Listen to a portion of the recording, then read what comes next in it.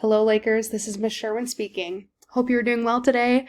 I decided to start filming my agendas. That way, if you are at home, maybe on your opposite of A or B day, or if you're one of our DLA students, you're still getting that in-classroom feel every day of the week. So here we go, Monday, October 5th. Today, what we're going to be talking about grammar test instructions for this week because you do have your first grammar test, and I'm going to walk through some things that you need to know for your compare and contrast essay.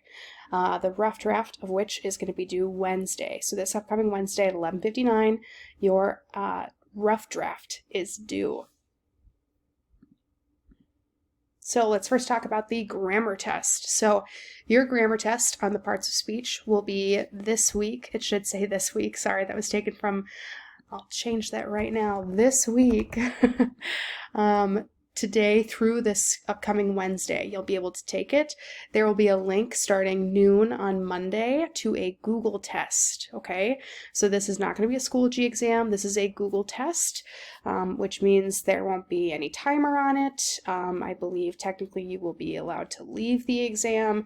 I recommend, though, just taking it in one go, just for the sake of technology and inconveniences and whatnot. In total, it is 88 summative points, so a good chunk in the gradebook right now, considering that the only other summative that we have had are your vocab notes. You are allowed to utilize non-online resources, aka the notes that you've taken.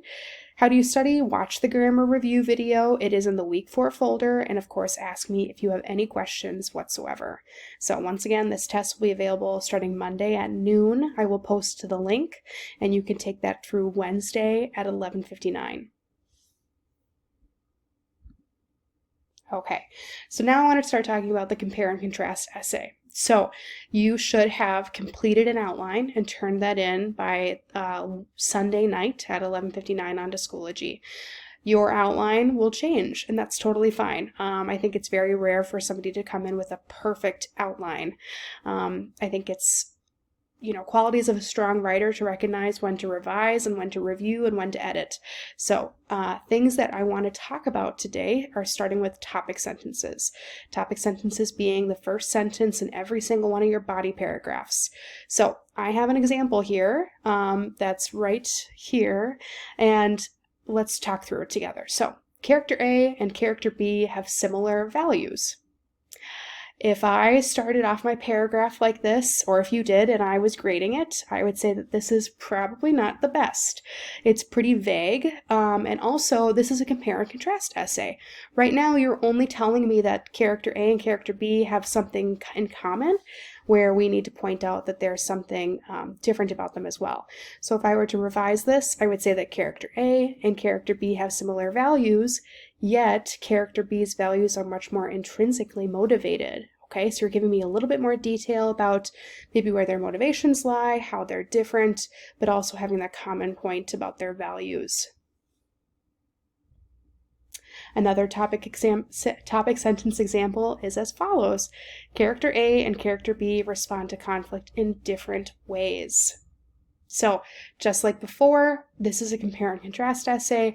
You're telling me that they respond to conflict in different ways, but you also need to explain to me how they respond to conflict in a similar way. So if I were to revise this, I would say character A and B respond to conflict in different ways, but the results for each are surprisingly similar. So notice for every single body paragraph that I have, I'm focusing on a different point of compare and contrast. So this one up here is about values. This one here is about conflict. Maybe you're going to write about background or passions or something along those lines for your third body paragraph.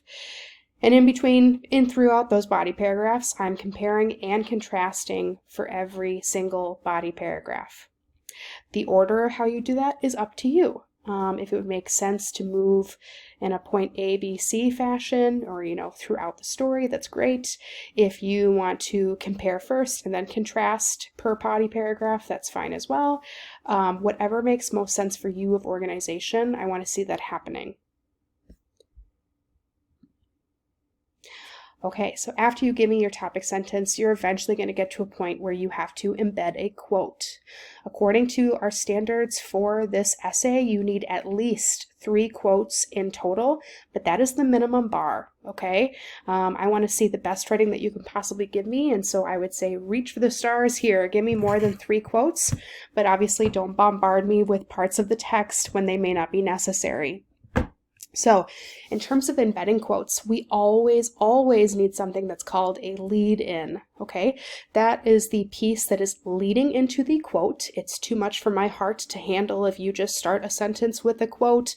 Instead, we're going to give some little bit of background as to what's going on in the story when this quote happens, who is saying it, and just a little bit more information. So I've got a few examples here, such as Della demonstrates her recklessness when, comma, space, quotation mark, and then I would just start my quote from the book itself.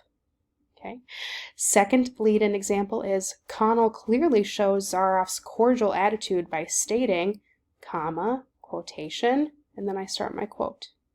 So notice here that I can talk about the characters or the author of the work.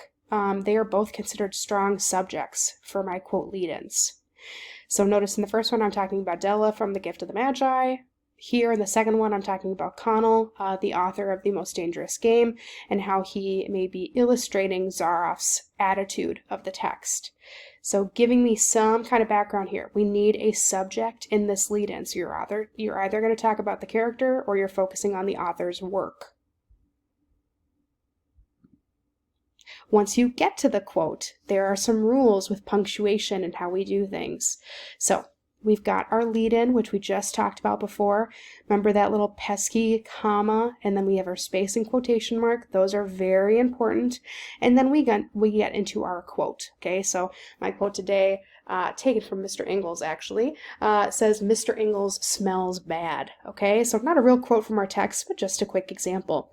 Notice that I have, as if they're like bookends, I always have my quotation marks around that quote. After my quote, I have a space, and then I have my citation. Your citation is always going to be in parentheses.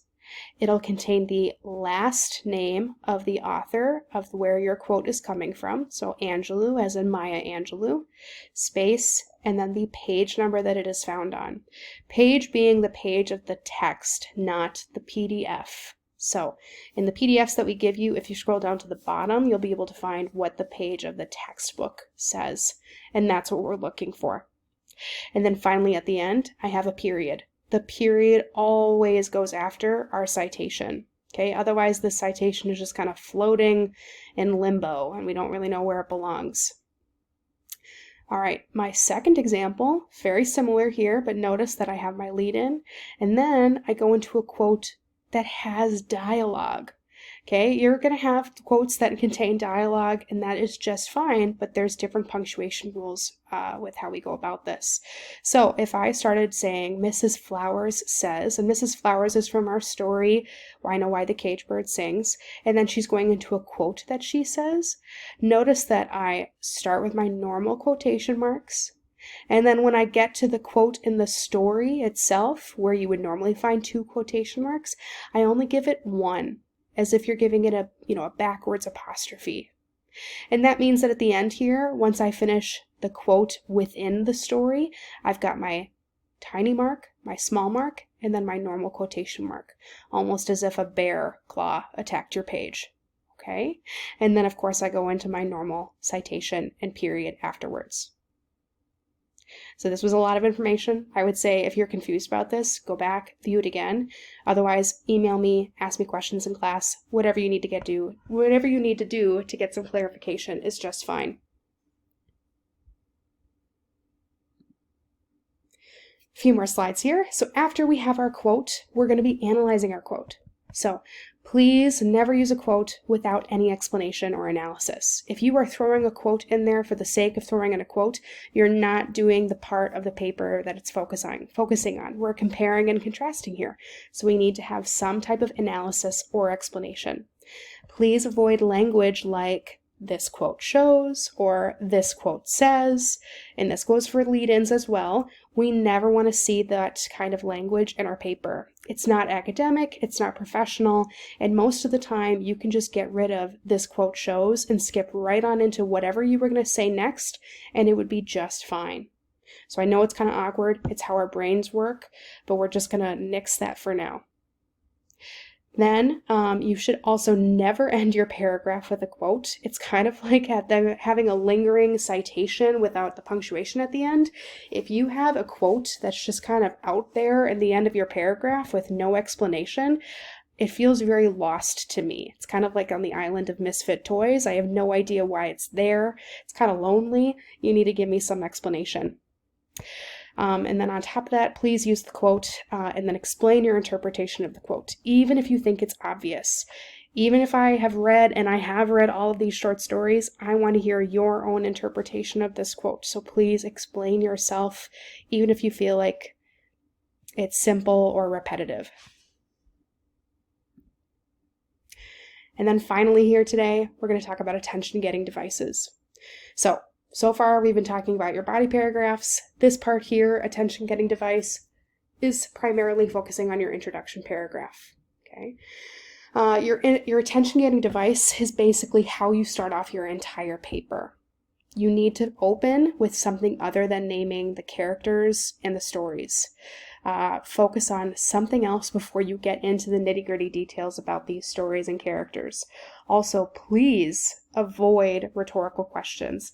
I know that at some point in your life, one of your teachers probably said starting off with a rhetorical question is a great idea.